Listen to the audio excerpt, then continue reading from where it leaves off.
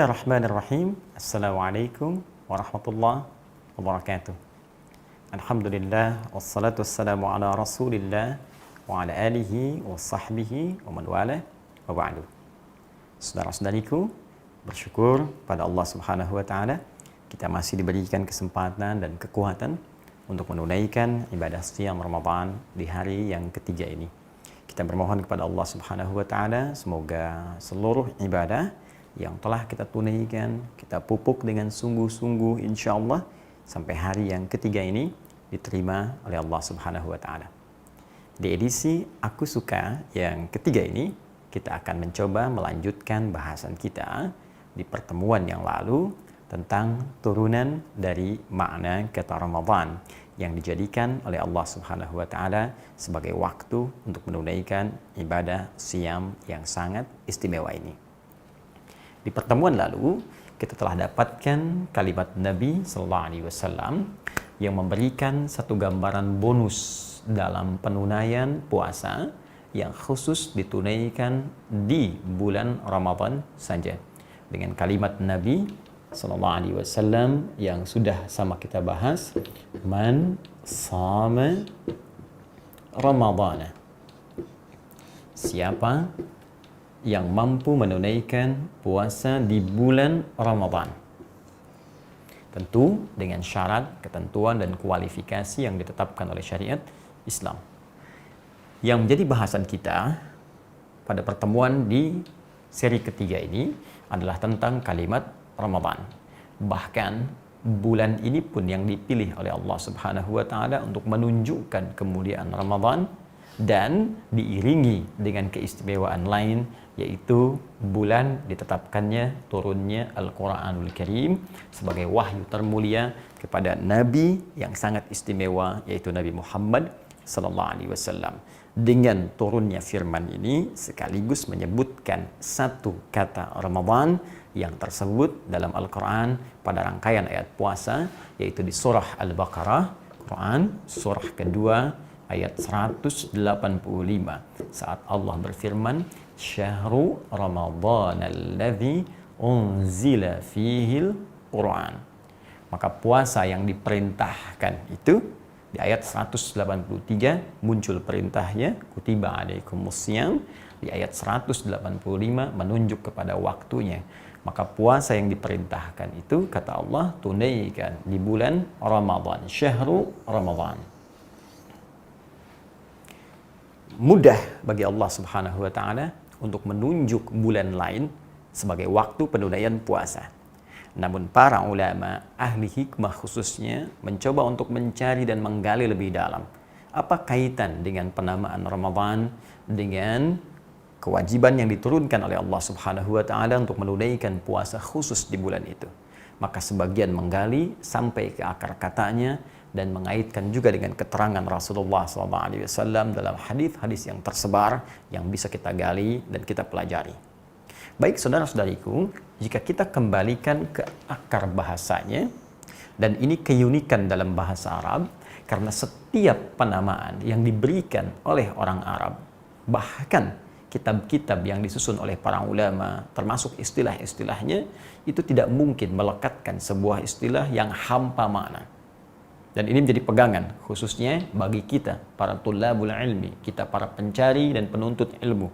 Catat kaidah ini, mustahil para ulama memberikan satu gambaran kata hampa makna yang tidak ada maksud di balik kata itu. Ya, pasti ada dilalahnya, dilalah iqtisadiyah, maksud di balik kalimat itu. Karena itu, kalau dulu kami mengaji pelajaran apapun saat menemukan istilah, kita tidak hanya menyebut istilah itu sebagai hafalan, tapi apa maksud di balik istilah itu.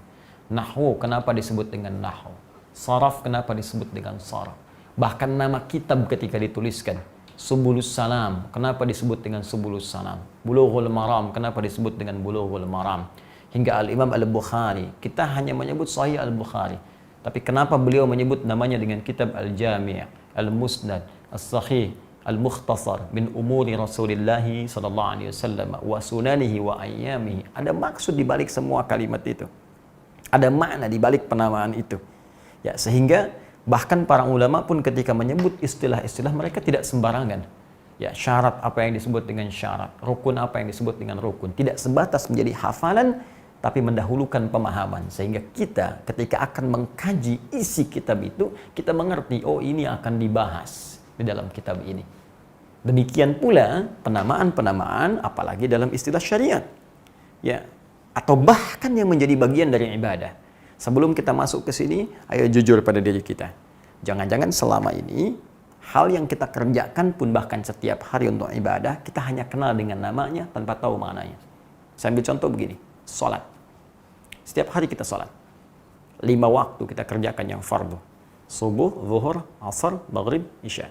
2, 4, 4, 3, 4. 17 rakaat, 5 waktu. Pertanyaan saya, dari sekian lama kita sholat sampai saat ini, apakah kita pernah tahu apa itu maknanya sholat?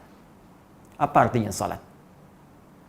Ya, sholat adalah doa. Kalau sholat disebut doa, kenapa dinamai dengan sholat? Kenapa tidak disebut dengan doa saja? Zakat, apa itu zakat? Ini persoalan yang sangat serius. Karena ketika kita mengetahui makna di balik ini, maka kita akan mengerti hikmahnya. Oh, ini maksudnya saya diminta sholat. Oh, ini kenapa saya mesti berzakat. Oh, ini yang akan saya dapatkan.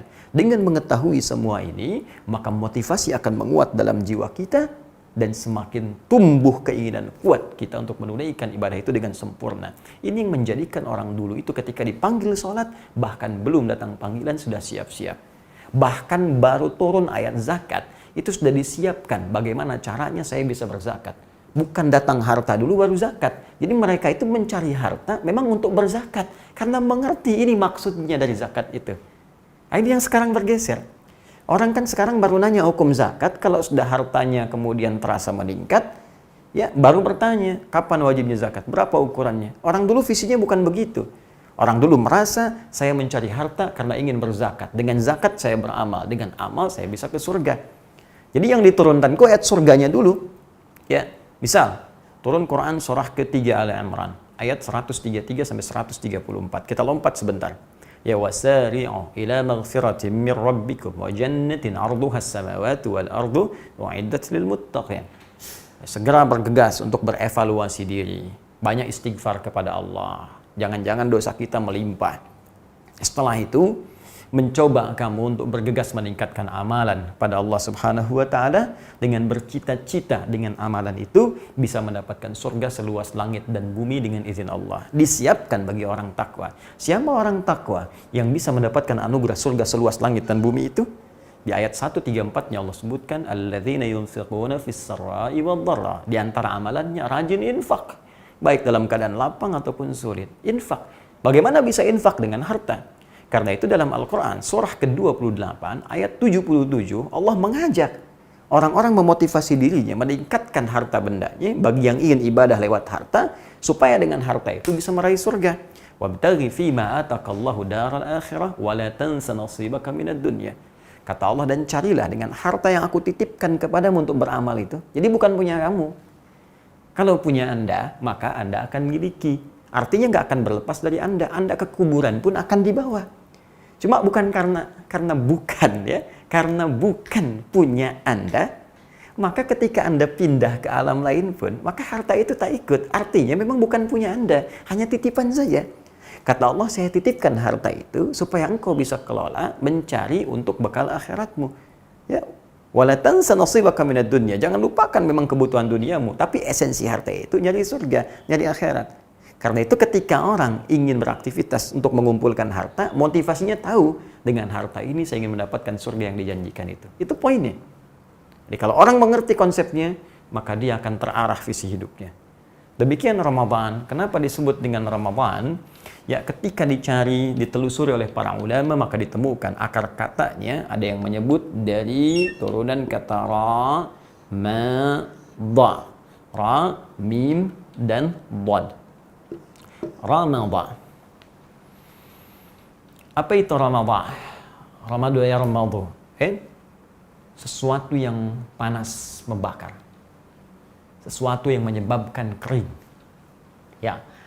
Karena itu kalau orang Arab berkata ramidatil ardu, ya, atau ramadatil ardu, maka ada pemaknaan di sini tanah itu, ya, atau bumi yang dipijak itu, ya, sudah mulai kering. Ya, ramadatil armalu. Ya, kerikil-kerikil itu yang kita mau pijak panas, ya saking panasnya teriknya sinar mentari yang menerangi. Jadi, kalau suasana sudah panas, sudah terik sehingga menyebabkan tanaman-tanaman kering, tanah menjadi kering. Itu dalam bahasa Arab disebut dengan ramadha. Baik. Kalau kita ingin turunkan dalam bentuk sifatnya dalam konteks yang mubalaghah, superlatif, ya. Ramadu yarmadu jadi rambo, ya rambo. Baik, seperti ini. Keadaan yang sangat terik, membakar.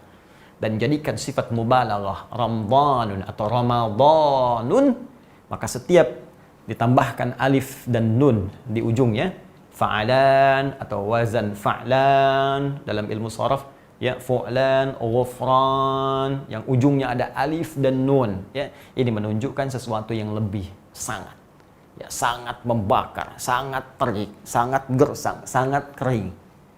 Nah, ada yang menyebutkan kenapa Ramadan disebut dengan Ramadan, seakan-akan mengambil satu ilustrasi dari pemaknaan ini ketika orang Arab mengatakan ramadatil jawfu, tenggorokan ini kering, idza sya'ara bil ju'i wal 'atash, ketika merasakan lapar dan haus.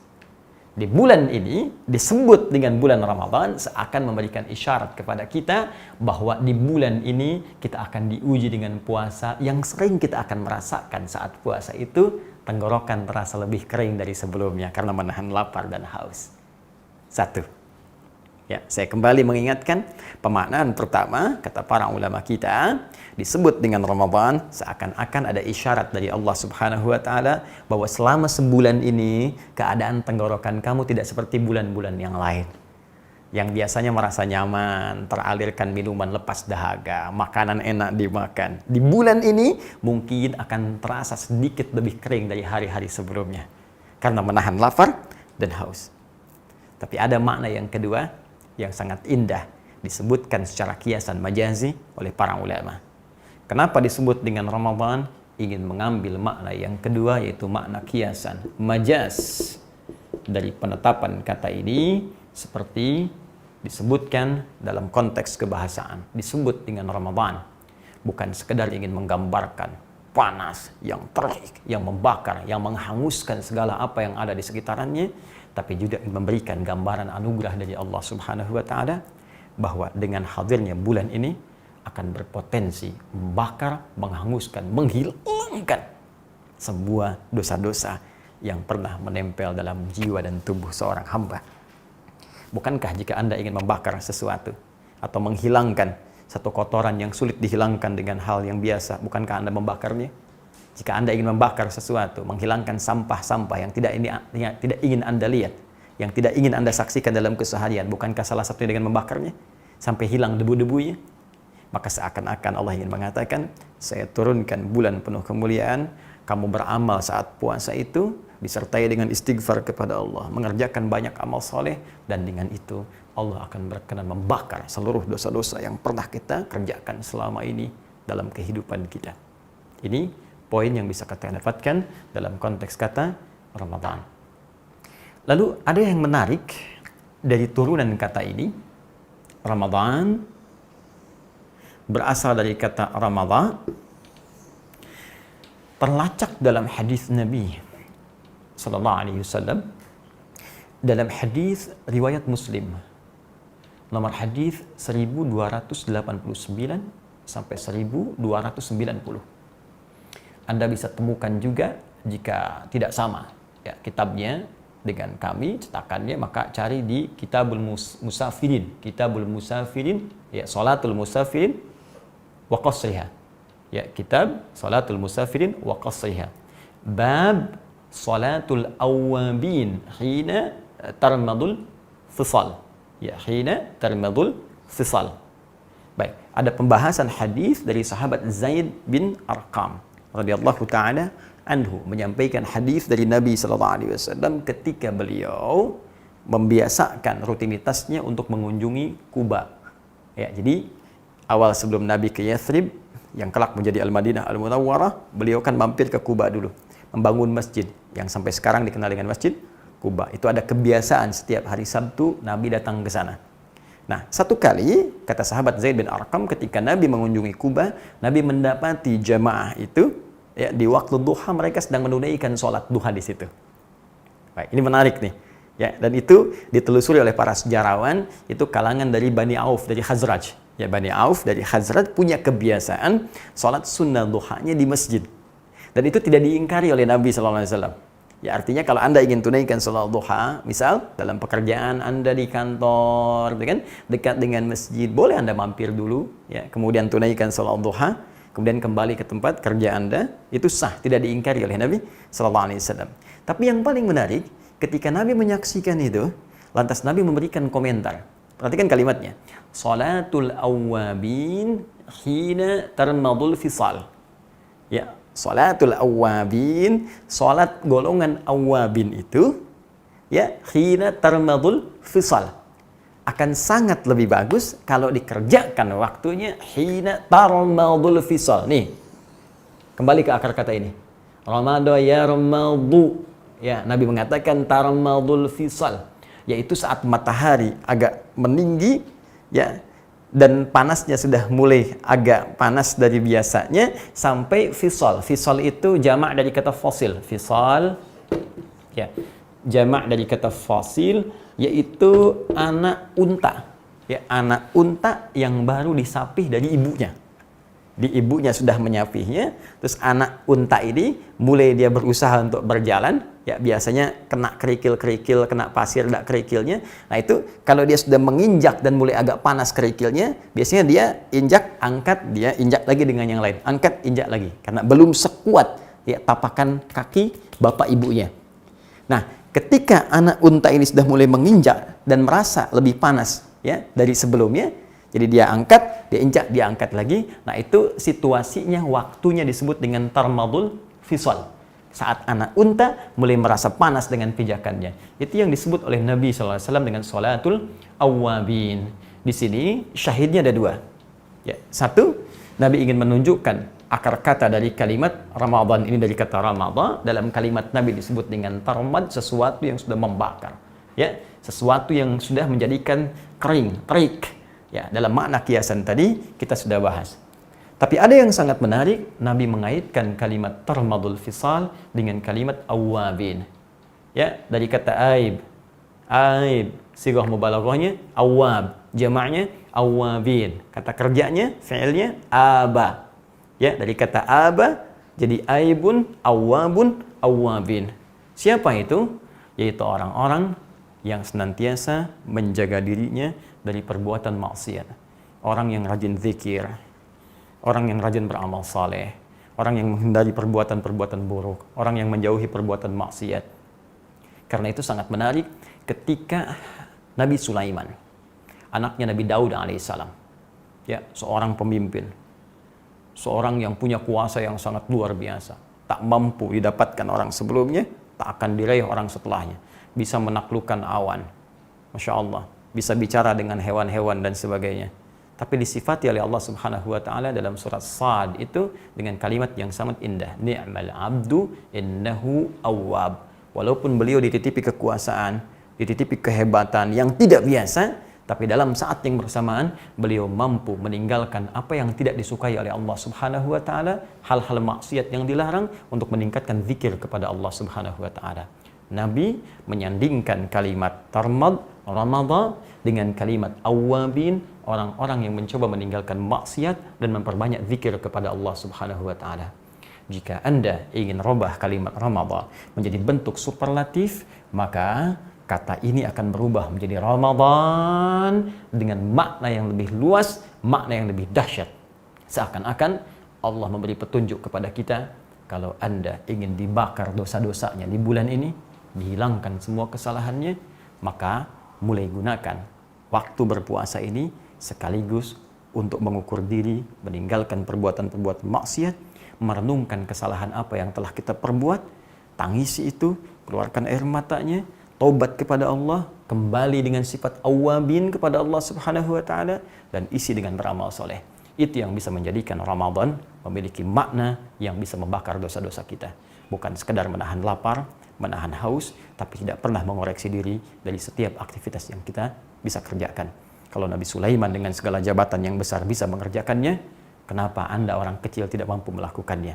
Kalau Nabi Muhammad SAW sudah memberikan isyaratnya dan beliau lebih mulia dibanding nabi-nabi sebelumnya, kenapa kita yang belum jelas surga dan menegangkan hisabnya masih menganggap enteng ketika Allah memberikan jaminan yang sangat luar biasa ini?